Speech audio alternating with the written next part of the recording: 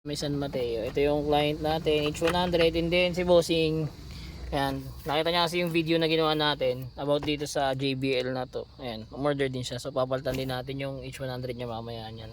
Dito muna tayo mag-umisa sa stereo, tapos yung reverse cam kabit natin. Tapos saka natin banatan yung speaker na to. Nakapaglatag na tayo, tapos nakapag-wiring na rin tayo. Ito yung reverse cam. So kabit natin yung head unit, tapos saka natin banatan yung GB natin yan. Sa kabila natin kabit na natin.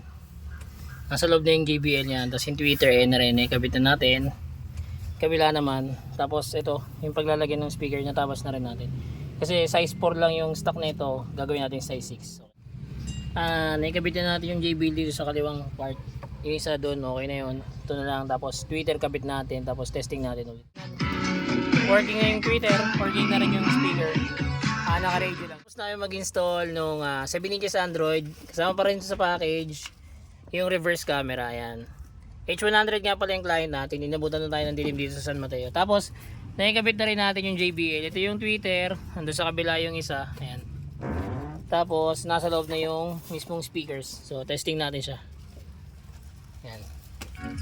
Ayan. Ito yung quality sounds ng JBL. Ayan. Huwag na lang natin masyadong ano yun, kasi baka mamaya makapiright tayo. Ayan. Pag nag-reverse ka, automatic pa rin siya. Ayan. Sa mga gusto pong mag-avail, drop message lang. Don't forget to like and follow na rin. Salamat, ingat, ride safe.